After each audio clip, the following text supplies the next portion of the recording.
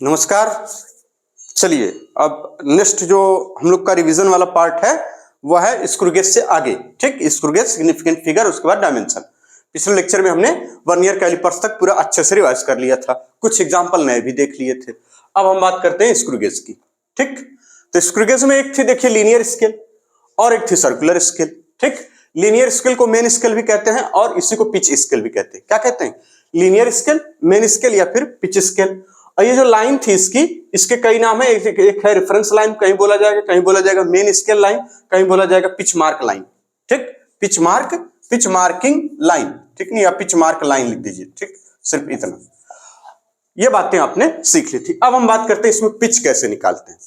तो पिच के लिए हम लोग क्या करते थे कि डिस्टेंस मूव बाय थिम्बल, जिसके आगे स्क्रू लगा रहता था उसी को थिम्बल बोला गया था। वो थिम्बल जितना मूव कर जाए आगे, ठीक है ना, यानी distance move by thimble upon number of rotation of thimble. यानी इसका मतलब इसको आप जितना घुमाएंगे इधर और ये कितना आगे आया इधर, तो हम कहेंगे कि इसको रीड करने के लिए इसी की पिच पढ़नी पड़ती है। तो इसका मतलब ये दिया रहेगा, ये सेंटीमीटर मीटर, यानी कितना सेंटीमीटर या कितना मीटर आगे, मतलब कितना सेंटीमीटर या कितना mm वो आगे आया और उसको रोटेट करने पर। ठीक, तो यहां से पिच निकल जाएगी, यानी distance move by thimble upon number of rotation of thimble. दूसरी चीज लिस्ट काउंट। अब हमें चाहिए इस स्क्रू गेज का लिस्ट काउंट। अब लिस्ट काउंट के लिए हम लोग क्या करते थे, पिच ये जो हमने निकाला upon total number of division on circular scale. आमतौर पर होता है 100 डिवीजन, 100 खाने होते हैं, तो इसलिए pitch upon total number of division on circular scale.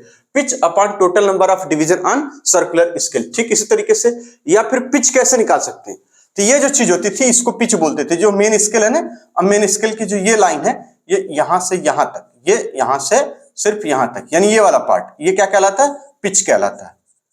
ये क्या कहलाता है? पिच, यानी वो पिच ऑफ मेन स्केल। हो सकता है कि पिच mm में हो सकता है सेंटीमीटर में हो। ठीक, इस तरीके से। तो pitch of main scale upon total number of division on circular scale.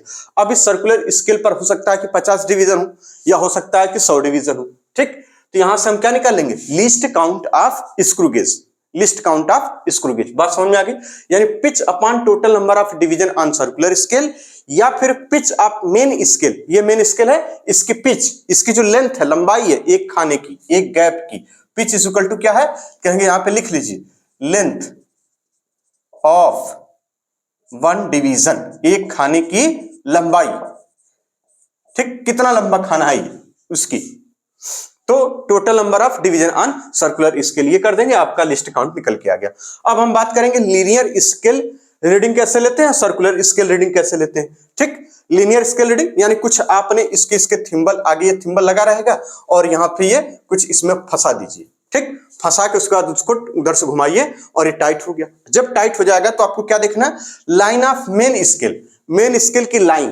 ठीक, जो इस एज, ये लेफ्ट एज है, जो इसके ठीक पास हो, मेन स्केल की लाइन जो ठीक इसके पास हो, उस पे कौन सी लाइन आके यहाँ टच करेगी।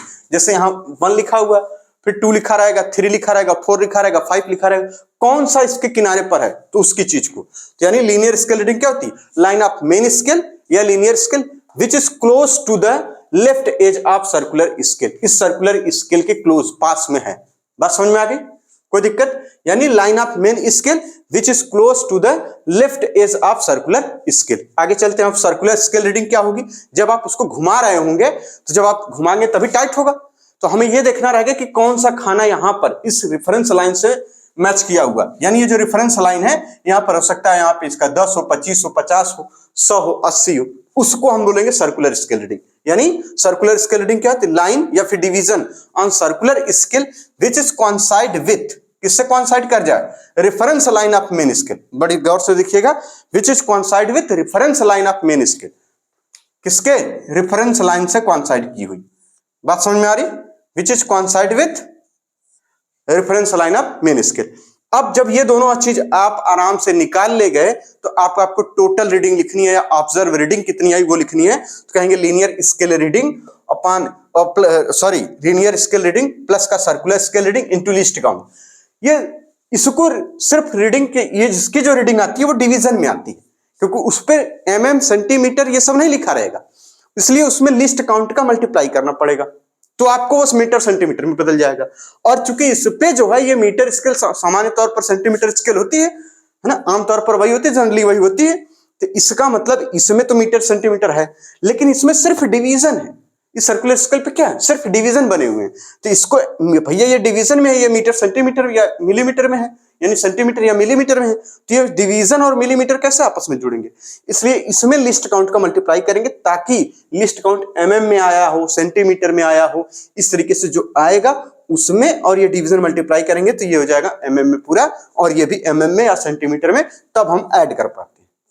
तो आपकी क्या मिल जाती है हमें, ऑब्जर्व रीडिंग या फिर टोटल रीडिंग, ऑब्जर्व रीडिंग या फिर टोटल रीडिंग। बात समझ में आ गई, कोई दिक्कत यहां तक?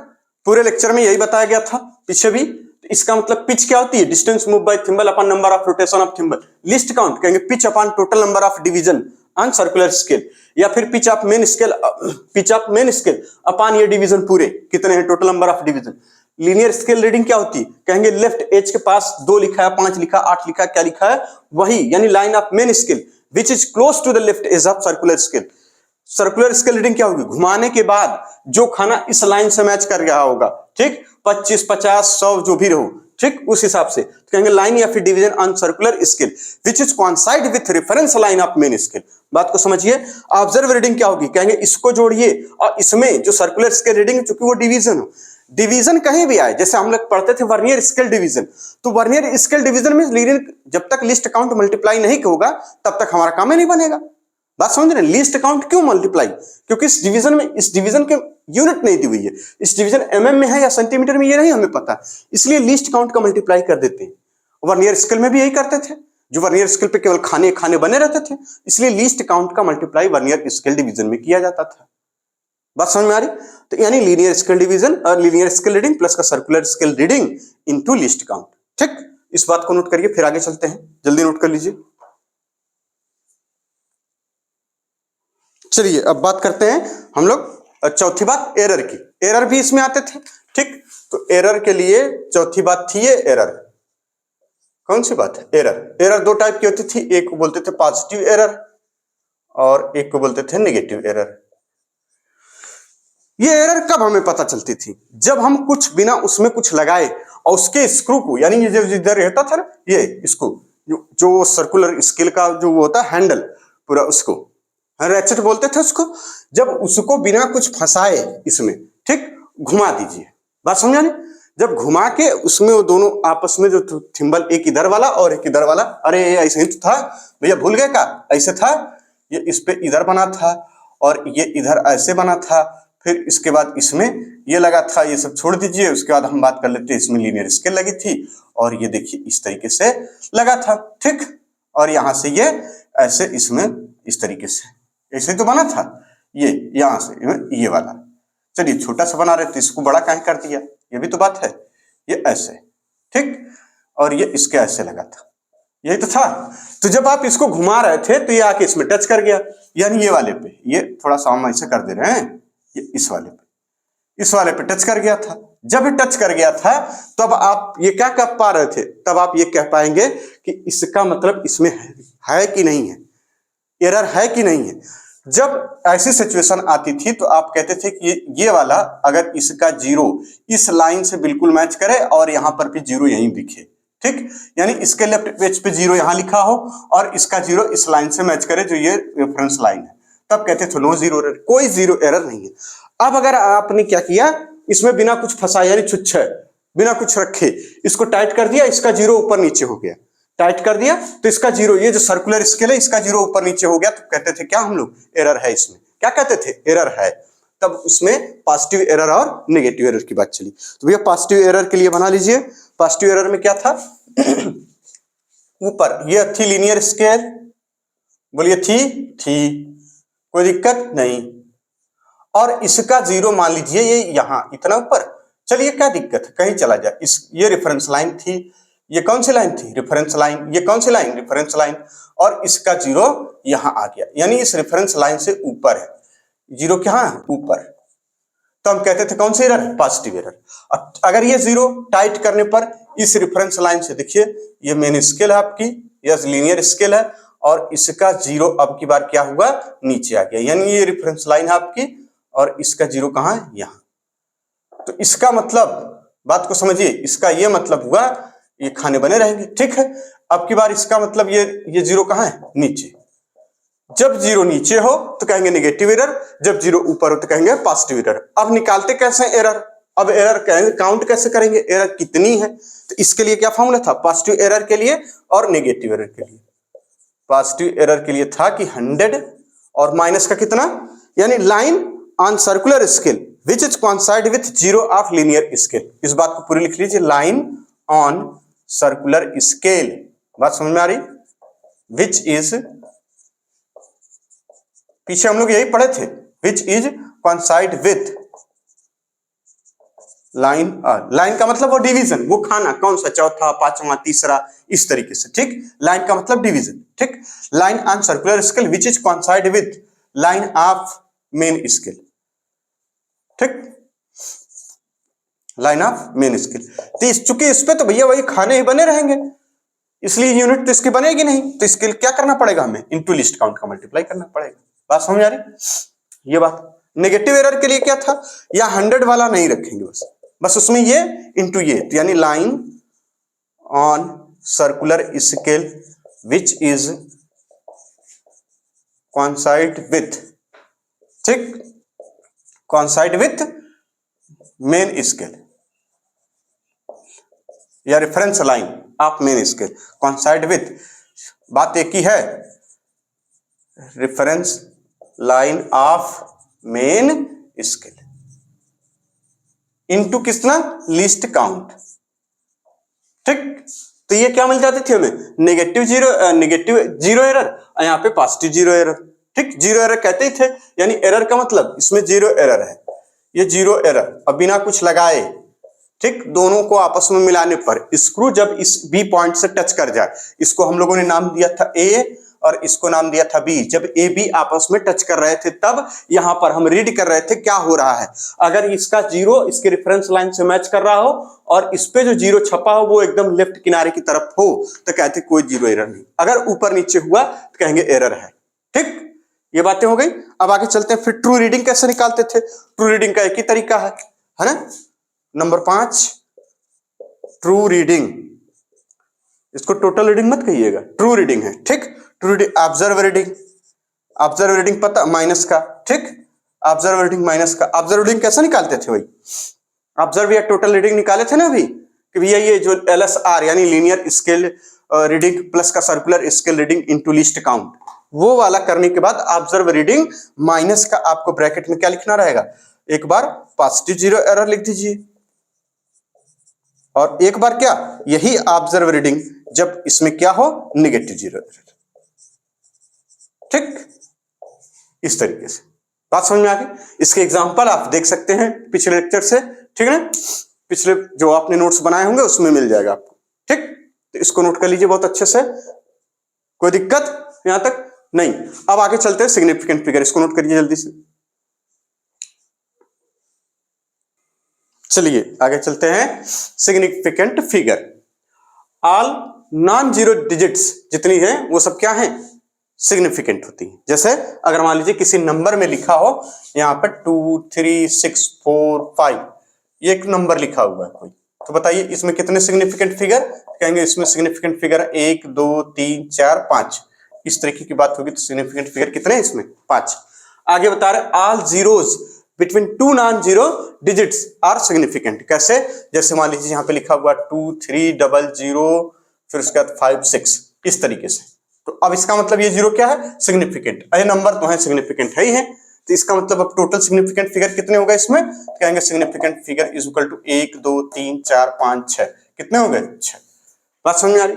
आगे बता रहे zero on right of decimal but left on first non digits are not significant. For example जैसे आप ये कह सकते हैं कि अगर आपको डेसिमल लगा हुआ है, ये देखिए ये राइट में है, 1 2 3 ये जीरो राइट में है, लेकिन यहां पर लगा हुआ 2 3 6 4, तो ये वाले जीरो कैसे हैं, सब नॉट सिग्निफिकेंट, इसको सिग्निफिकेंट नहीं मानेंगे। बात समझ में आ रही, इसको सिग्निफिकेंट हम लोग नहीं मानेंगे।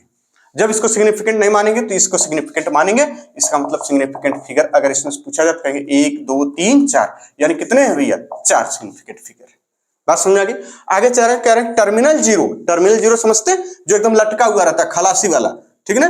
Terminal zero without decimal, terminal zero without decimal are not significant figure. For example अगर लिखा हुआ यहाँ पे 200 कहेंगे सिग्निफिकेंट फिगर इसमें कितना, ये सारे के सारे कैसे नॉट सिग्निफिकेंट, इसलिए इसमें सिग्निफिकेंट फिगर एक है और वो कौन है, 2। ये क्या है सब, यानी ये वाले जीरो सिर्फ इतना जिसपे मार्क किया हुआ है वो जीरो सिग्निफिकेंट नहीं है भैया, ये क्या है, नॉट सिग्निफिकेंट। बात समझ आ रही, नॉट सिग्निफिकेंट, यहाँ पे लिख दीजिए नॉट सिग्निफिकेंट, इसलिए सिग्निफिकेंट नंबर क्या है इसमें, 1।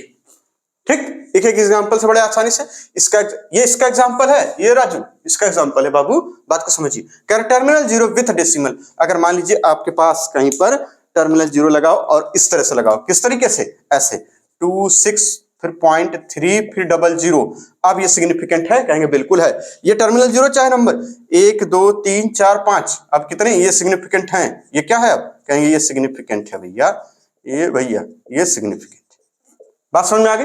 तो इसका मतलब इसमें सिग्निफिकेंट फिगर कितने हैं, कहेंगे इसमें सिग्निफिकेंट फिगर है 1 2 3 4 5, कितने, 5। अगर इस तरीके से लिखा हुआ है कहीं पर 2 3 5 फिर डेसिमल लगा के 00, इसका मतलब अगर जीरो छपके आ रहा है तो इसका मतलब इसमें अपने मन से जीरो नहीं लगाना है। जैसे कि आपसे कहा 25 तो आप 0.0 मत लगा लीजिएगा, ठीक, 25 का मतलब सिर्फ 25। बात समझ में आ रही। तो इसका मतलब इसमें कितने, 3 ये 2 5, यानी सिग्निफिकेंट फिगर कितने इसमें, 5। ठीक, बहुत सिंपल। अब आ जाइए कुछ ऑपरेशन करते थे, ऑपरेशन मतलब कैलकुलेशन, अर्थमेटिक कैलकुलेशन करते थे, उसमें देखते हैं कैसा सिग्निफिकेंट फिगर क्या होता है। ठीक, इसको नोट कर लीजिए इस बातों को। चलिए आगे चलते हैं। अब हम बात करेंगे arithmetic calculation with significant figure. ये क्या चीज था, तो देखिए नोट्स में जो पिछले लेक्चर में पढ़ाए थे तो उसमें ये चीजें हमने लिख के नहीं बताई थी, लेकिन हाँ क्वेश्चन लगवा दिए थे इसके। अब की बार रिवीजन में यही कुछ छोटा छोटा सब आ गया। अब क्या आ गया, in multiplication and division, multiplication division समझते हैं, गुणा और भाग में। ठीक, the final result should retain, लिखा है ना, final result should retain as many significant figure as are there in the original number with least significant figure. नहीं समझ में आया, मतलब लिखते हैं ऐसे वो लोग ताकि आसानी से समझ में ना आए, मेहनत करनी पड़े। मतलब ये कि फाइनल आंसर में उतने ही सिग्निफिकेंट फिगर होंगे जितने की लीस्ट सिग्निफिकेंट फिगर वाले नंबर में होंगे। नहीं समझ में आया, कोई बात नहीं, एक एग्जांपल लेते हैं, अभी तुरंत समझ में आएगा। जैसे कि एग्जांपल के तौर पर यहाँ एनसीईआरटी का एग्जांपल है, कह रहे हैं कि मान लीजिए एक एग्जांपल यहाँ ले लीजिए, मास, कह रहे हैं मास इज इक्वल टू कितना है, 4.237, ठीक, 237 ग्राम, और वॉल्यूम दिए हुए हैं 2.51 सेंटीमीटर क्यूब। कह रहे डेंसिटी कैलकुलेट करिए, तो आप डेंसिटी कैलकुलेट करके आएंगे तो मास अपन वॉल्यूम रखेंगे, यानी इसको आपने किया 237 अपान इसमें किया 2.51, ठीक, और आंसर आपका आ जाएगा, कैलकुलेटेड आंसर इसमें 1.69, ठीक है, 1.69 ग्राम पर सेंटीमीटर क्यूब। अब आप सोच रहे होंगे कि देखिए जो आंसर आएगा वो तो और बढ़ के आएगा, 1.69 की जगह 688 इस तरीके से आएगा। ये आंसर अगर आप कैलकुलेट करेंगे कैलकुलेटर से तो 1.688 फिर कुछ आएगा इस तरीके से। तो इसको इतने ही सिग्निफिकेंट फिगर में क्यों लिया गया, क्यों 3, क्योंकि वही बात है कि फाइनल आंसर में उतने ही सिग्निफिकेंट फिगर होंगे जितने की लीस्ट सिग्निफिकेंट वाले नंबर में। लीस्ट सिग्निफिकेंट वाला नंबर कौन है, ये देखिए, इसमें सिग्निफिकेंट फिगर कितने हैं, 1 2 3, इसमें कितने हैं, यानी 3 सिग्निफिकेंट फिगर है, कितने हैं, 3 सिग्निफिकेंट फिगर हैं इसमें, और इसमें कितने, 4। तो जो आंसर लिखना है वो हमें सिग्निफिकेंट फिगर कितने होने चाहिए, 3। ये गुणा भाग वाले में ही ऐसा कर लेते हैं, यानी गुणा और भाग करने वाली विधि में जो जहां कैलकुलेशन गुणे भाग में हो, ठीक, डेसिमल में हो, और साथ ही साथ अगर उसमें गुणा और मल्टीप्लिकेशन या डिवीजन हो रहा हो, तो उस समय हमें यह ध्यान देना है कि जो लीस्ट नंबर वाला है, जो कम नंबर वाला है, जैसे यहाँ पे 1 2 3, यहाँ 3 सिग्निफिकेंट फिगर है, तो इसको कैलकुलेट करने के बाद आपका आंसर आया 1.688 इस तरीके से, 7 आखिरी में आएगा या 5 इस तरीके से जब आएगा तो आपको क्या करना है, ये तो हमने राउंड ऑफ कर लिया, इसको राउंड ऑफ किया तो ये कितना हो गया, यानी इसको हटाना पड़ता है, इसका मतलब ये 5 से ज्यादा था तो यहाँ पे कितना हो गया, ये बढ़ के हो जाएगा 1.69 इस तरीके से। यानी इसको राउंड ऑफ करके वापस से इसको 3 ही सिग्निफिकेंट फिगर में लाने की कोशिश करेंगे। क्यों? क्योंकि यहां जो मिनिमम नंबर वाले यानी लीस्ट सिग्निफिकेंट फिगर वाला नंबर था उसमें 3 ही सिग्निफिकेंट फिगर, इसलिए यहां आंसर में 3 सिग्निफिकेंट फिगर होना चाहिए। ठीक इसी तरीके से जब आप एडिशन और सब्सट्रैक्शन करेंगे, तो बताया जा रहा है कि the final result return as many decimal, ठीक, प्लेसेस, कई डेसिमल प्लेसेस होंगे, as are there in the number with least decimal places. नहीं समझ में आया? कोई बात नहीं, यानी फाइनल आंसर में डेसिमल के बाद उतने ही सिग्निफिकेंट फिगर होंगे जितने की लीस्ट सिग्निफिकेंट वाले नंबर में डेसिमल के बाद होंगे। बात समझ में आ रही? नहीं समझ में आई? कोई बात नहीं, एक एग्जांपल ले रहे हैं, इन्हीं का एक एग्जांपल है, एनसीईआरटी वालों का ही, हमारा तो कुछ नहीं है। ठीक है, चलिए 2.303 कह रहे हैं, नहीं ये एनसीईआरटी वालों का, ये तो नहीं है, 2.10 कह रहे हैं और आखिर में 2.2 कह रहे हैं। ठीक, कह रहे हैं इनको आपस में ऐड कर दीजिए। जब इनको ऐड करेंगे तो भैया क्या हो जाएगा, यहाँ 3, यहाँ 0 और यहाँ 3 2 5 1 6 यानी 6 और यहाँ पे 6। ठीक, यानी आंसर क्या आ गया 6.603। तो फाइनल आंसर आप क्या लिखेंगे आपकी बार? देखिए सबसे वो वाला डेसिमल यानी दशमलव के बाद उतने ही सिग्निफिकेंट फिगर लेंगे जितने की दशमलव के बाद यानी डेसिमल के बाद उतने ही आप सिग्निफिकेंट फिगर रखेंगे जितने की इनके सबसे कम नंबर वाले में, यानी सबसे वो नंबर जिसमें लिस्ट सिग्निफिकेंट फिगर, यानी इस वाले नंबर में कितने सिग्निफिकेंट फिगर डेसिमल के बाद 1 है, डेसिमल के बाद कितना 1 सिग्निफिकेंट फिगर, तो हमें आंसर में क्या लिखना होगा 6.6, ये हमें आंसर, यानी इसको जोड़ने के बाद ये आया 6.6। बात समझ में आ गई? ये कहानी इसकी थी। ठीक, तो जैसे एक एग्जांपल और इसको नोट करिए, फिर एक एग्जांपल और करते हैं, फिर आगे चलते हैं, राउंड ऑफ कैसे करते हैं फिर बताते हैं। चलिए अगला सवाल है, एक सवाल है, एक एग्जांपल है, समझते हैं कि इसमें क्या करेंगे। ठीक, ये एग्जांपल है, ठीक, उसके बाद हम देखेंगे कि राउंड ऑफ कैसे किया जाता है, चीजों को राउंड ऑफ कैसे करते हैं पहले, क्योंकि इसमें राउंड ऑफ की जरूरत पड़ेगी इसके आंसर में। कह रहे हैं कि ये जो एक फील्ड है, रेक्टेंगुलर फील्ड है, इसका जो ये लेंथ है जिसकी 5 यानी 55.3 मीटर है और इसकी जो विड्थ है वो है 25 मीटर यानी 25 मीटर है। कह रहे हैं इसका एरिया निकालिए और उसको करेक्ट सिग्निफिकेंट फिगर में लिखिए। तो इसमें कितना सिग्निफिकेंट फिगर है, बड़े ध्यान से देखिए, यहां लिखा था 25, कितना सिग्निफिकेंट फिगर है 2, यानी जो फाइनल आंसर, चूंकि मल्टीप्लीकेशन की विधि है, यहाँ पे मल्टीप्लीकेशन करना पड़ेगा, तो इसका मतलब इसमें 2 सिग्निफिकेंट फिगर है, तो इसका मतलब जो आंसर आएगा उसमें भी 2 सिग्निफिकेंट फिगर ही होगा। चलिए करते हैं जरा, यहाँ 55.3 कर दें, ठीक, 0.3 कर दें इंटू 25 कर दें। अब इसको पहले मल्टीप्लीकेट कर ले, कैसे भैया इसका गुणात्मक होगा विधि, यानी 25 75 को 5 हासिल 7 का, कोई दिक्कत तो नहीं, 25 25 125, 125 में 7 जोड़ देंगे कितना हो जाएगा 132, 132 को क्या लिख देंगे 2 और कैरी कितना, जिसको आप हासिल या कैरी कहते हैं 13 का, फिर 25 25 125, 125 में 13 जोड़ना है तो 125 और 10 कितना हो जाएगा 135, 135 और 2 137। ठीक, यानी लिख दें ये, यानी इतना आ गया। और डेसिमल कितने बार प्लेस करना होगा आपको, यानी इसके बाद ये।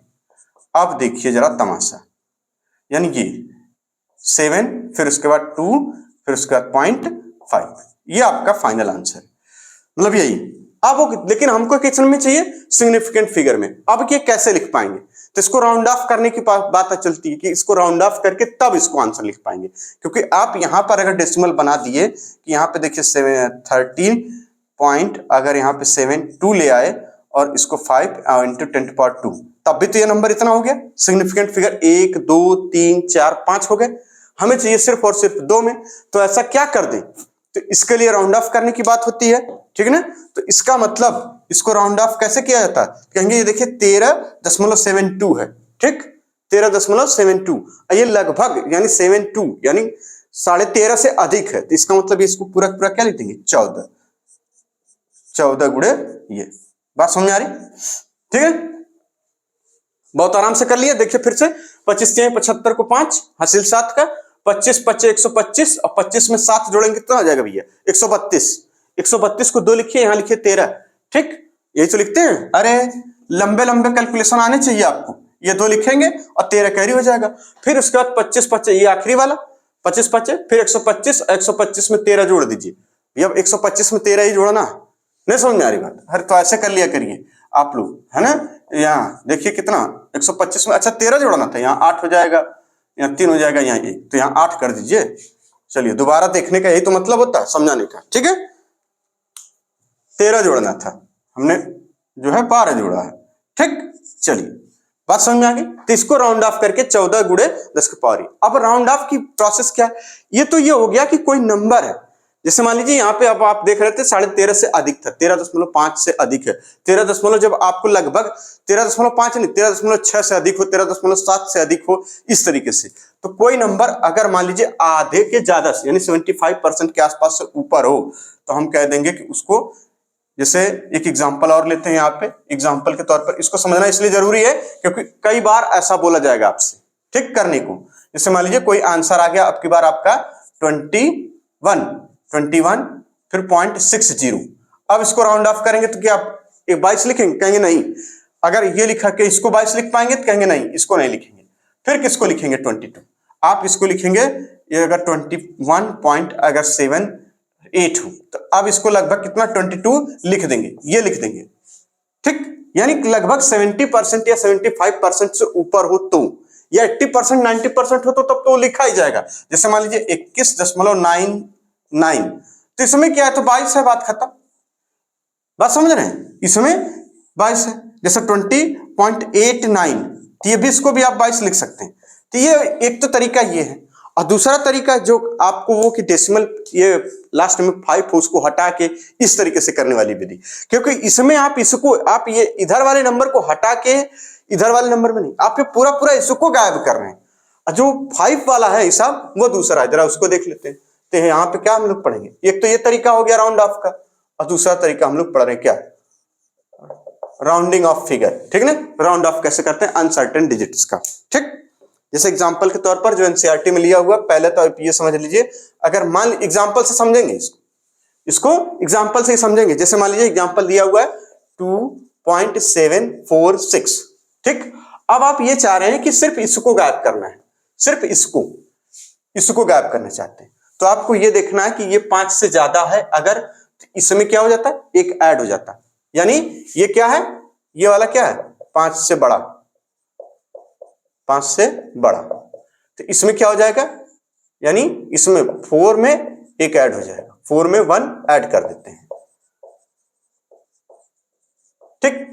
तो आंसर क्या है इसको, अब आंसर इसका पूरे का क्या लिख देंगे, इसको पूरे का आंसर क्या लिख देंगे, समझिए। यानी आप इसको राउंड ऑफ करके पूरे नंबर को कैसे लिख देंगे, पूरे नंबर को आप पूरे को कैसे लिखेंगे, यानी चूंकि देखिए ये 5 से बड़ा था किनारे वाला, हमने इसको देखना था, ये हटाना है, ये मान लीजिए आपको लिखा हुआ कि ये हटाना है, ठीक। आप किनारे वाले को हटाना चाह रहे हैं, ठीक। तो कैसे करेंगे, क्योंकि ये 5 से बड़ा था, जब ये 5 से बड़ा है तो 4 में एक ऐड कर दीजिए, तो क्या आ जाएगा आपकी बार आंसर 2.7 और 5, ये आपका हो गया पहला। अब अगर मान लीजिए अगर ये 5 से छोटा हो तो, ये अगर 5 से छोटा हो तो, जैसे दूसरा में 2.7 और 3 और आपकी बार यहां 6 था, ठीक। क्योंकि ये 5 से क्या है, इसको हटाना है, आपको क्या करना है, वही हटाना है, और ये 5 से बड़ा भी है। लेकिन खास बात ये है कि अच्छा ये चीज एक चीज हाँ, 5 से बड़ा 4 में एक ऐड कर देते हैं, ठीक है। हाँ ये किनारे वाला इसको छोड़िए, वो हमने दूसरा एग्जांपल अभी आ जाए, जैसे यहां लिखा हुआ 3 या 4 कुछ भी 3, इसको हटाना है, बात समझिएगा, इसको हटाना है। और ये क्या है 5 से छोटा है, यानी 5 से छोटा है, तो इस पूरे नंबर इतने को लिखेंगे और भी ज्यों का त्यों, कोई जोड़ घटाव नहीं करेंगे, यानी ज्यों का त्यों।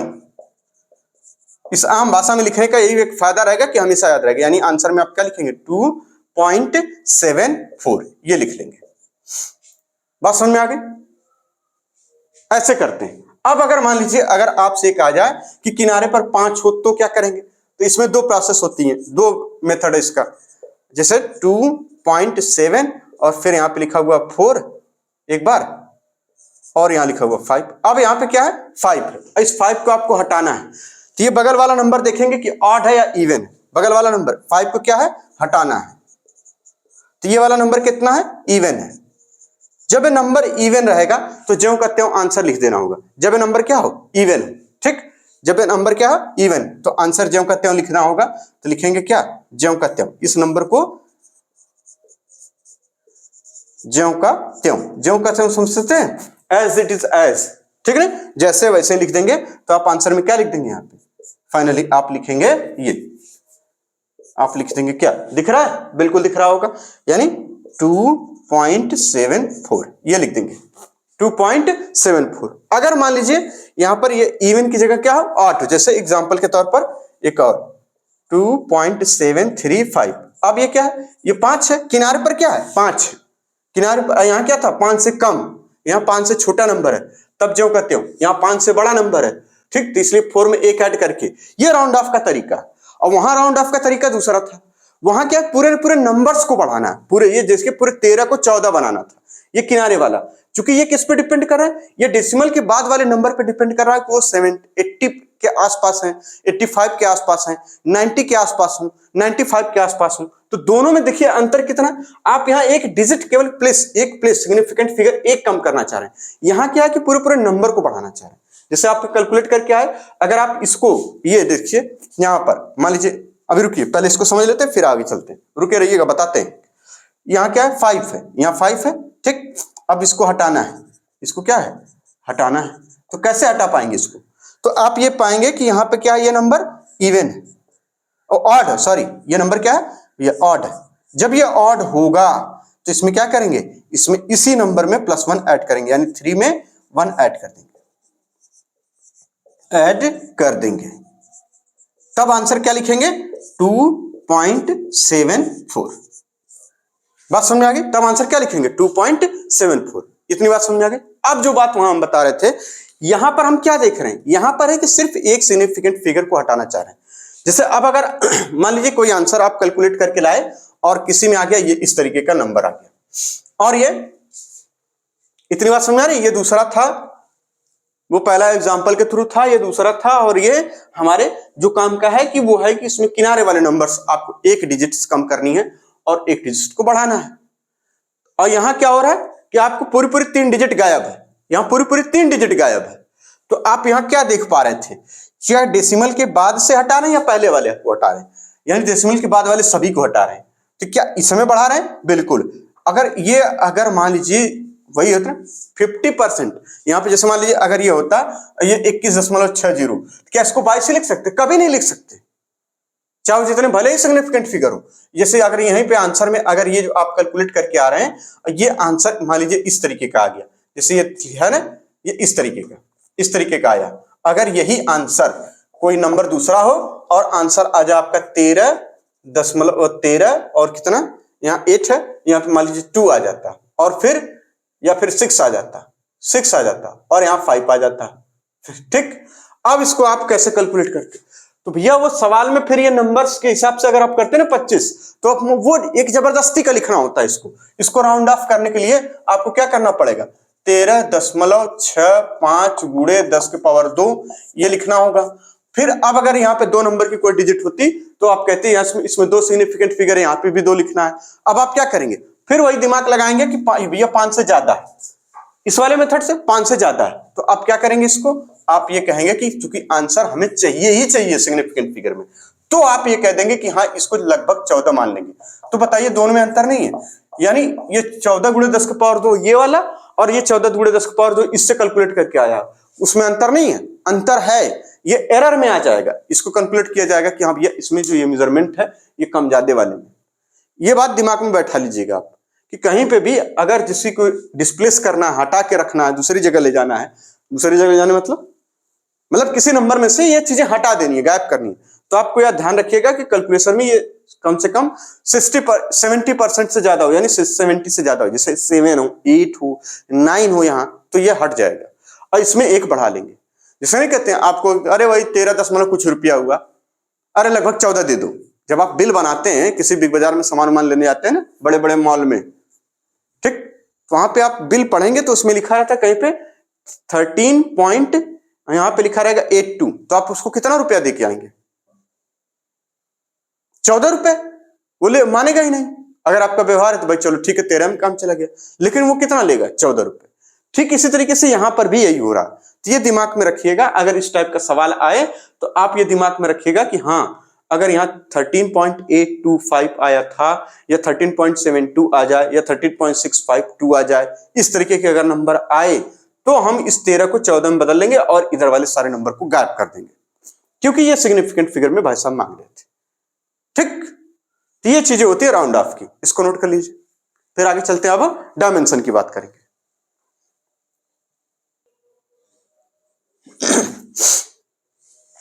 आगे देखते हैं डायमेंशन। डायमेंशन में सभी को पता होगा, मास के, लेंथ की, टाइम की, इन सबकी डायमेंशन पता है। ठीक, आगे चलते हैं कि कौन कौन सी क्वांटिटी है जिनकी डायमेंशन सेम होती है। फ्रीक्वेंसी की, एंगुलर फ्रीक्वेंसी की, एंगुलर वेलोसिटी की, वेलोसिटी ग्रेडियंट की, इनकी डायमेंशन सेम होती है और होती है T inverse. Work all type of energy except surface energy, surface energy को छोड़ के, इसको छोड़ के। टॉर्क, ठीक, फोर्स इनटू डिस्प्लेसमेंट वाला, फोर्स इनटू परपेंडिकुलर डिस्टेंस, ठीक, मोमेंटम ऑफ फोर्स या फिर कपल, मोमेंटम नहीं, मोमेंट ऑफ फोर्स या फिर कपल, ml2 t-2 होता है।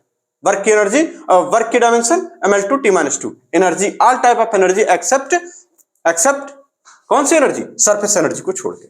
ठीक इसी तरीके से प्रेशर की, स्ट्रेस, मॉडुलस ऑफ इलास्टिसिटी, चाहे वो बल्क मॉडुलस हो, चाहे यंग मॉडुलस हो, चाहे एनर्जी डेंसिटी ही क्यों ना हो, उनकी डायमेंशन इन सबकी सेम होती है। कितनी होती है, ml-1 t-2, ml-1 t-2। आगे चलते हैं इसी तरीके से all energy, sorry all acceleration, जैसे सिंपल एक्सेलरेशन हो, चाहे dv/dt हो, या फिर सेंट्रीपिटल एक्सेलरेशन हो, या फिर ग्रेविटेशनल जी हो, जिसको स्मॉल जी, ग्रेविटेशनल जी, ठीक ना, स्मॉल जी बोला जाए, इसकी डायमेंशन क्या होगी, सेम होगी, एक्सेप्ट किसको छोड़कर, एंगुलर एक्सेलरेशन को छोड़कर, यानी all acceleration except angular acceleration. इसमें एक्सेलरेशन सिंपल वाला ही क्यों ना हो, dv/dt हो, सेंट्रीपिटल हो, ग्रेविटेशनल हो, टेंजेंशियल की आप बात करेंगे वो भी हो, तो LT-2 हो जाता है। ठीक इसी तरीके से एंगुलर मोमेंटम, एंगुलर इंपल्स और प्लैंक कांस्टेंट E=hν में यूज होता है खूब धड़ल्ले से, यहाँ पे ml2 t-1 हो जाता है, यानी इन सभी की डायमेंशन सेम होती है। इस बात को लिख लीजिए यहाँ पे, हैव सेम डायमेंशन। ठीक, चलिए तो आप समझदार, इतना तो समझदार हो ही गए होंगे अब तक। ठीक, फिर से अगर देखना चाहे तो फिर से देखिए, हमने क्या देखा, frequency, angular velocity, velocity gradient, dimension same. आ जाइए, work all type of energy except surface energy, torque और मोमेंट ऑफ फोर्स और कपल हैव सेम डायमेंशन। आगे बात करते हैं क्या, pressure, stress, modulus of elasticity, चाहे वो बल्क हो, चाहे हैंग हो, या मॉडुलस ऑफ रिजिडिटी हो क्यों ना हो, energy density have same dimension. All acceleration except angular acceleration, centripetal acceleration, gravitational acceleration have same dimension. Angular momentum, angular impulse और Planck constant have same dimension. ठीक, इस बात को नोट करिए, फिर आगे चलते हैं, जल्दी नोट कर लीजिए इस बात को। चलिए आगे चलते हैं, देखिए थर्स्ट की डायमेंशन, ठीक, फोर्स की डायमेंशन, वेट, एनर्जी ग्रेडियंट, इनके डायमेंशन सेम होती है। थर्स्ट, फोर्स, वेट और एनर्जी ग्रेडियंट कितनी होती है, ml-2। कितनी होती है भैया, ml-2। लीनियर मोमेंटम और इंपल्स, इनके डायमेंशन ml-1। आगे चलते सरफेस टेंशन, फोर्स ग्रेडियंट और स्प्रिंग कांस्टेंट, इनकी डायमेंशन mt-2। ठीक, all velocity except angular velocity, speed हो चाहे स्केप वेलोसिटी हो, ठीक है ना, चाहे क्रिटिकल वेलोसिटी हो, ठीक, चाहे ड्रिफ्ट वेलोसिटी हो, स्केप, क्रिटिकल और ड्रिफ्ट लिख दीजिएगा, ये भी ड्रिफ्ट वेलोसिटी ही क्यों ना हो। ठीक, करंट में पढ़ते हैं इसको, स्पीड हो, स्केप वेलोसिटी हो, क्रिटिकल वेलोसिटी, स्केप वेलोसिटी वही ग्रेविटी वाला, जब हम पढ़ते हैं ना कि किसी को फेंक दो आए ही ना कभी वापस। क्रिटिकल वेलोसिटी लिक्विड में मिलते हैं, टर्बुलेंट होती है कि नहीं होती, वहां पे क्रिटिकल वेलोसिटी बात करेंगे। स्पीड ऑफ लाइट c होती है, ठीक, ड्रिफ्ट वेलोसिटी करंट में पढ़ते हैं LT-1, सभी स्पीड है तो कि LT-1 हो जाएगी।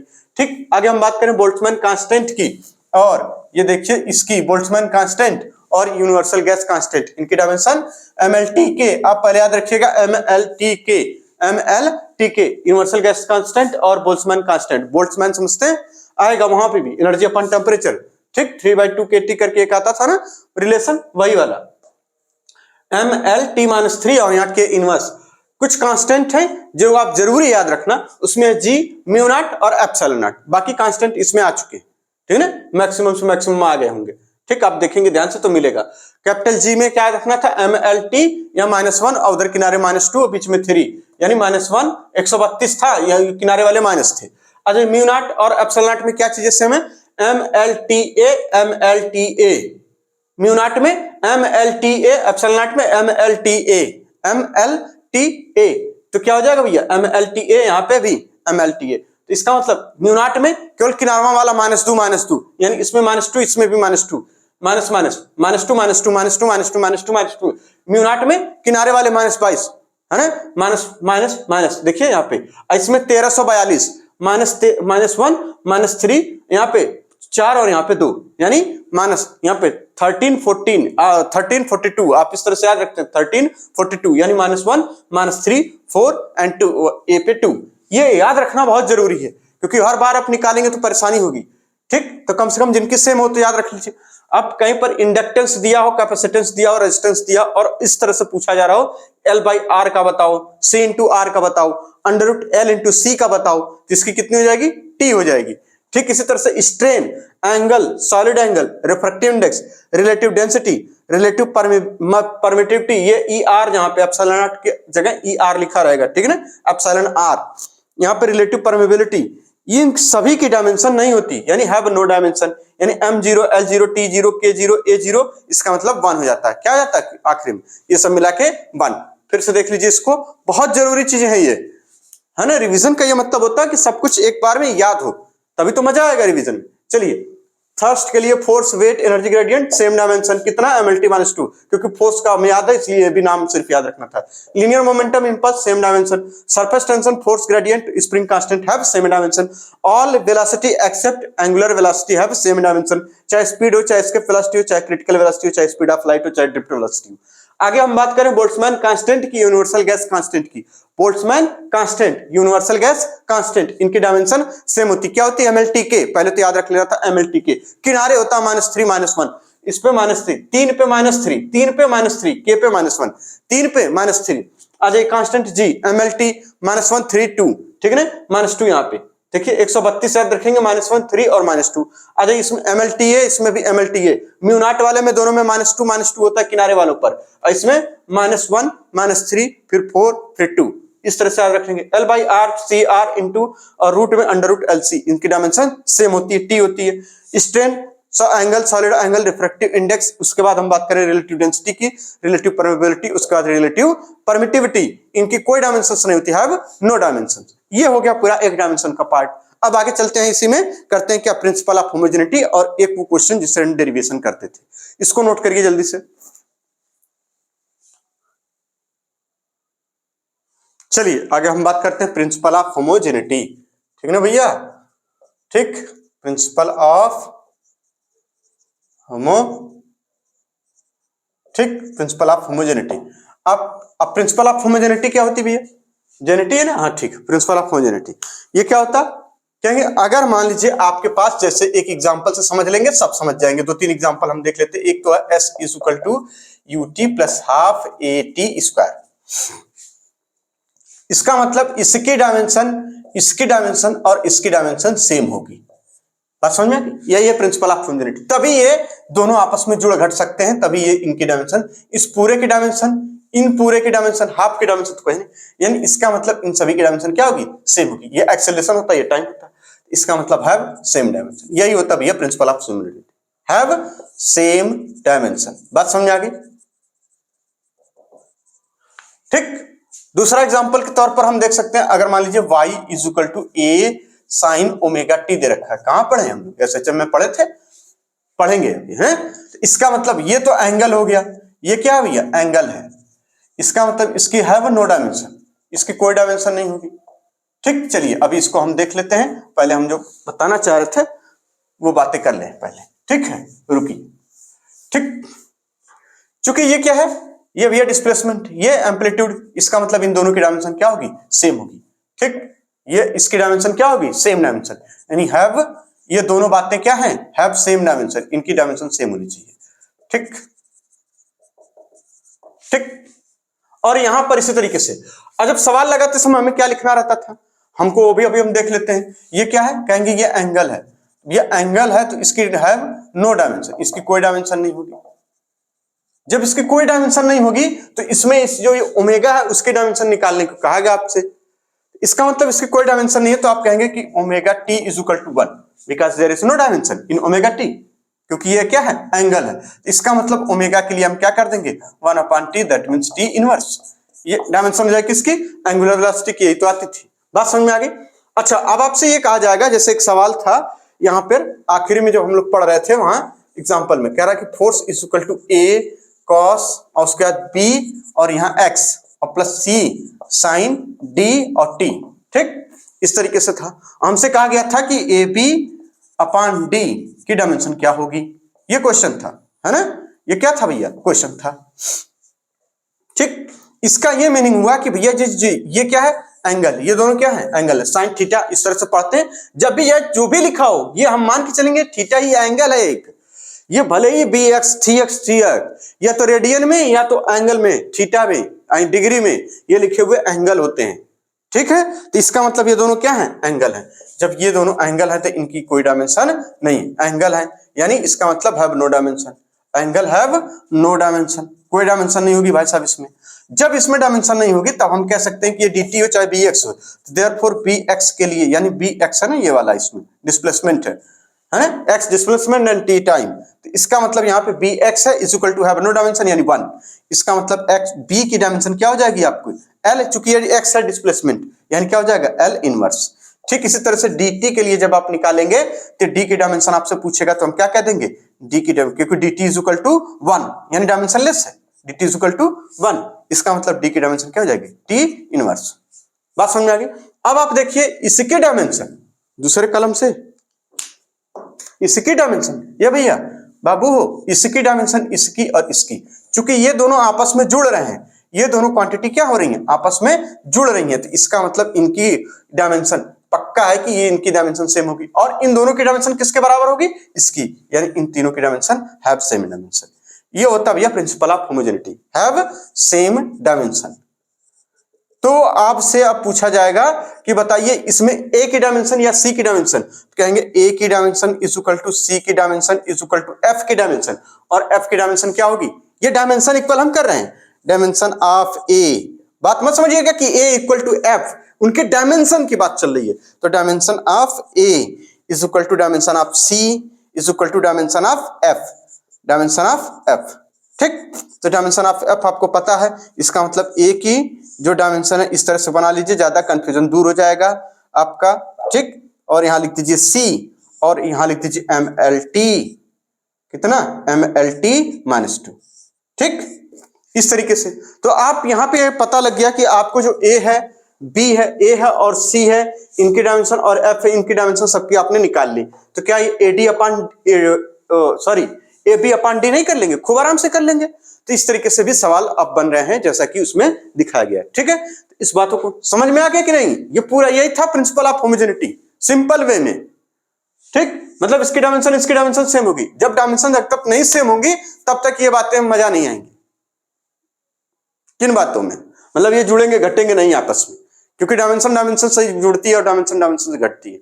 और एक बात था कि डायमेंशनली करेक्ट फार्मूला मस्ट मतलब नीड नॉट टू बी ये जो है एग्जैक्ट या एक्यूरेट फार्मूला। ठीक, लेकिन डायमेंशनली इनकरेक्ट फार्मूला है ना, ये बिना एक्सेप्शनली मतलब अनएक्सेप्शनली रॉन्ग होता है। अगर डायमेंशनली इनकरेक्ट है कोई फार्मूला, अगर डायमेंशनली इनकरेक्ट है तो पक्का है कि वो गलत है, वो फार्मूला क्या है, गलत है। लेकिन डायमेंशनली करेक्ट है तो इसका यह मतलब नहीं कि वो एग्जैक्ट है या एक्यूरेट है। ठीक है, इन बातों को अब आगे चलते हैं, एक और एग्जांपल देख लेते हैं। ठीक, आगे हम डायमेंशंस को कहां यूज करते थे, टू डिराइव फिजिकल फार्मूला या deducing relation among physical quantities. ठीक, तो हम बात करें किसके, to derive physical formula, physical formula by dimension. ठीक, कैसे करते थे इस चीज को, अगर आपको याद हो तो, जैसे मान लीजिए फॉर एग्जांपल, आप एक एग्जांपल हम ले लें। अगर आपसे ये कहा गया था कि जैसे मान लीजिए कोई क्वांटिटी है, जैसे एग्जांपल के तौर पर कहा गया, ठीक, यंग मॉडुलस। ठीक, यंग मॉडुलस है और इसको डिटरमाइन किया जा रहा है किस बेस क्वांटिटी से, लेंथ से, एरिया से और फोर्स से, नहीं वेलोसिटी, एरिया और फोर्स से। ठीक, चलिए, ठीक, तो इधर ही लिखे ना, उधर क्या लिखे, कोई दिक्कत, खूब आराम से देखिए रिवीजन। आप बहुत स्ट्रेस में होंगे आप इस समय, खास तौर से जो बच्चे एकदम तैयारी कर रहे होंगे और जिनको ये मई वाला पेपर देना होगा नीट का, वो बहुत सही स्ट्रेस में होंगे, हैं? वो क्यों होंगे मालूम है? बहुत ज्यादा पढ़ लिए, मतलब ज्यादा पढ़ा दिया गया उनको, मतलब बहुत ज्यादा हर चैप्टर में बहुत ज्यादा होता ना। प्रोबेबिलिटी बेस्ड पढ़ाई होती है कि ये आ गया तो आप वास्तव में आता नहीं है। एनसीईआरटी से बाहर 2-4 सवाल आते हैं, उस सिलेक्शन का वो रोक भी नहीं पाते हैं। किसी का सिलेक्शन एनसीईआरटी से 10 सवाल अगर बाहर आ गया, ठीक ना, फिजिक्स केमिस्ट्री बायो में, तो वो रोक नहीं पाते, वो हो जाता है। पहले एनसीईआरटी तो पकड़ ले वो। तो हमने क्या बताया, यंग मॉडुलस किस पे डिपेंड कर रहा है? तो हमसे कहा जा रहा है कि यंग मॉडुलस किससे डिटरमाइन किया जा रहा है? वेलोसिटी से, एरिया से, और चलिए ये वेलोसिटी है, ये एरिया पूरा लिख दें, एंड फोर्स से, इस पे डिपेंड कर रहा है। तो हमने कहा था इसके लिए आप y, ठीक, और एक इक्वेशन बनाएंगे y is equal to k, और k is equal to generally 1 मानेंगे हमेशा, ठीक है ना। तो इसलिए उसको लिखिए या ना लिखिए, ठीक, ये बात हो गई। चलिए v पे, a पे और f पे, यहाँ a मान लीजिए, यहाँ b मान लीजिए, यहाँ c मान लीजिए। याद है यंग मॉडुलस अभी हम लोग पढ़ के आ रहे हैं, क्या होता था यंग मॉडुलस के लिए? बताइए, स्ट्रेस अपॉन स्ट्रेन। और स्ट्रेस क्या होती है? कहेंगे भैया स्ट्रेस और प्रेशर की यूनिट एक ही होती थी, ठीक। चलिए यंग मॉडुलस को हम कह देंगे स्ट्रेन अपॉन स्ट्रेस, ठीक। अरे स्ट्रेस अपॉन उल्टा हो गया हो भाई, ठीक। ये क्या था? Stress upon strain. स्ट्रेन की कोई डायमेंशन नहीं होती, स्ट्रेस और प्रेशर बात एक ही थी। Force per unit area, force per unit area, यानी फोर्स के लिए देखिए ml2 mlt minus 2 upon area, ये तो क्या हो जाएगा ml माइनस 1 t माइनस 2। ये यंग मॉडुलस आ गया। अब बाकी इनमें सारी चीजें आपको पता होंगी। तो आप क्या कर देते थे? सिंपली आप ये करते थे कि इसको पहले सजा लेते थे। सजाना आ गया मतलब समझ लीजिए सब आ गया, इसमें सजाने वाला खेल था। यंग मॉडुलस आ गया ml माइनस 1 t माइनस 2, और वेलोसिटी के लिए आप जानते हैं lt माइनस 1, और ये बड़का ब्रैकेट के ऊपर a, और यहाँ एरिया है चूंकि l स्क्वायर हो जाएगा, और इसके ऊपर b, और यहाँ पे क्या mlt, क्या हो जाएगा भाई mlt माइनस 2, इसके ऊपर c।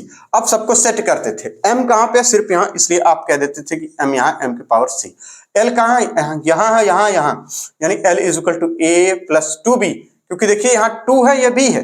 बात को समझिएगा, मतलब ये किस इस टाइप का, अगर आप शर्ट से याद आ रहा हो तो l स्क्वायर का होल स्क्वायर b अगर लिखा जाता है तो कहते हैं l के पावर 2 इंटू b, आपस में मल्टीप्लाई हो जाते हैं। इस वाले मेथड का इस्तेमाल किया गया, ठीक। तो यहाँ पे एक l के पावर a, l के पावर 2b, यानी कितना टोटल l के पावर a प्लस 2b, ठीक। अब आ जाइए t के पावर यहाँ पे कितना माइनस a, फिर यहाँ माइनस 2c, कोई दिक्कत नहीं क्योंकि इसमें है नहीं। अब आप क्या करते थे कि इसको m लिखते थे, इसको l माइनस, इसको t माइनस 2, इस तरीके से कर लेते थे। फिर इसको भैया इससे मैच करा देते थे, कहते थे ये इक्वल, क्योंकि बेस सारी क्वांटिटी, बेस क्वांटिटी सारी सेम है, इसलिए पावर भी उनकी सेम होगी। दैट मीन्स आपको पता चल गया कि c इज इक्वल टू 1 हो गया, और उसके बाद a plus 2b is equal to minus 1, और साथ ही साथ इधर देखते हैं माइनस a और minus 2c is equal to minus 2। अब आप क्या करते थे? अब यहां से a और c की वैल्यू, चूंकि c आपको पता चल गया इसलिए इसमें रख देंगे, क्योंकि देखिए c की वैल्यू पता है, c की वैल्यू यहां पता है, तो इसमें पुट कर दीजिए, इसकी वैल्यू इसमें पुट कर दीजिए। जब आप इसमें पुट करते थे, अरे इसका मतलब इक्वेशन में, ठीक, इस इक्वेशन में, इसका मतलब हो जाएगा यहाँ माइनस a, यहाँ माइनस 2 इंटू 1, 1 का मतलब माइनस 2 इंटू 1 का मतलब 2 इज इक्वल टू माइनस 2। ये देखिए माइनस 2 से माइनस 2 गुजर गया है नहीं बेचारा, तो a इज इक्वल टू कितना आ गया? 0, ठीक, गुजर गया, ये गुजर गया है ना। अब वो नहीं रहे वही चीज, जब ये गुजर गया तो यहाँ कितना हो गया? 0। अब यहाँ पे रख दीजिए आप a की वैल्यू उठा के इसमें, ठीक, तब आप पाएंगे b की वैल्यू, यानी यहाँ पे 0 और यहाँ plus 2b is equal to minus 1। That means आपको क्या मिल गया यहाँ पे b इज इक्वल टू, अच्छा c की वैल्यू पहले से पता है, ठीक है, चेक कर लीजिएगा जरा एक बार। यहाँ क्या था ये ना b, यानी b इज इक्वल टू 1/2, कितना? माइनस का, b is equal to minus का 1/2, ठीक। c इज इक्वल टू 1, देख लें एक बार, कहीं से आ रहा है? अच्छा ये m के पावर c है, हाँ, c इज इक्वल टू 1, ठीक, और ये है माइनस a, यानी t के पावर माइनस a और माइनस 2 से, ठीक है। तो यहाँ पे हमने रख दी वैल्यू 1, यहाँ 2 हो जाएगा, ये 2 से इधर माइनस 2 गुजर गए, a इज इक्वल टू 0, यही आपका आंसर हो जाएगा, कोई दिक्कत नहीं। इसका मतलब अब इसको कहां पुट कर देते थे, ये इस मेन इक्वेशन में जो आपने बना रखी है, तो y इज इक्वल टू यानी v के पावर a का मतलब 0 हो गया, और यहाँ एरिया है, एरिया का मतलब हो गया आपका b, अब b की वैल्यू आई है -1/2, यहाँ रख देंगे -1/2, और f के पावर c है, यानी c की वैल्यू 1। ठीक, आप इसको जरा एक बार कैलकुलेट कर लीजिएगा, हो सकता है अगर कहीं कुछ गड़बड़ हो तो आंसर गलत आएगा, ठीक है ना, क्योंकि आंसर चूज नहीं किया गया, ये एक रैंडम क्वेश्चन है, कोई ऑप्शन यहाँ पे कोई ऑप्शन इसका नहीं है, ठीक है, इस तरीके से। ठीक, तो इन बातों को नोट करिए, फिर आगे कुछ बात हो जाए।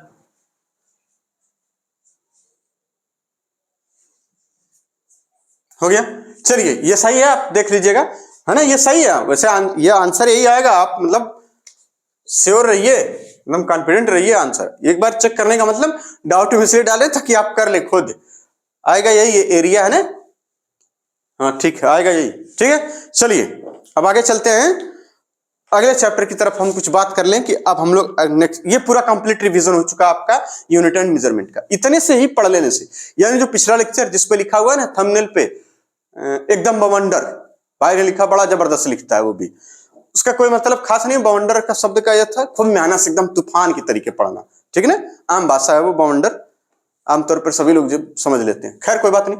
और दूसरी एक बात, क्या बोल रहे थे, मेहनत से, इसको मेहनत का मतलब ये नहीं है कि खूब इस पर चढ़ बैठ के उतर के आपको इस पर पढ़ना है, बार बार रिवाइज करेंगे आ जाएगा, बस इतना से करना रहेगा। अब बार बार क्वेश्चन लगाइए, जो आप लगा चुके हैं वही क्वेश्चन बार बार लगाने हैं, दूसरे का ख्वाब मत देखिए कि ये वाला आ गया तो नहीं आएगा, ये गारंटी नहीं आएगा। अरे मान लीजिए जो पिछले 4 साल 5 साल या जो पढ़ा रहे हैं, और वो पिछले 5 साल से वो बता रहे होंगे कि ये वाला आ गया, तो अभी तक उनका आया नहीं, जो तैयारी कर रहा है वो उसका भी नहीं आया उस तरीके से सोचने वाला, तो आप इस सब में सोचिए। ठीक, आप खूब एकदम ईमानदारी से इसको बार बार पढ़िए इस चीजों को, और अपने नोट्स को रिवाइज करिए, और बार बार क्वेश्चन जो आए हुए हैं जेईई मेंस के, अगर आपको हाई लेवल चाहिए तो जेईई मेंस के आसान वाले लगाइएगा, बहुत टफ वाला नीट में नहीं आता है कि उसको कैलकुलेशन 10 मिनट या 5 मिनट की वेस्ट कर दे, टाइम ही चला जाए पूरा 5 मिनट 10 मिनट, है ना, इसलिए उससे भी बचना है, आपको फोकस करना है केवल और केवल नीट की, अगर आप तैयारी करें तो केवल नीट की। ठीक, मिलते हैं अब नेक्स्ट लेक्चर में, तब तक के लिए धन्यवाद। अब हमारा नेक्स्ट चैप्टर होगा मोशन इन स्ट्रेट लाइन, यानी 1 डायमेंशनल मोशन, एकदम सेम एनसीईआरटी वाइज जैसा कि एनसीईआरटी में बताया गया। ठीक, बहुत बहुत धन्यवाद।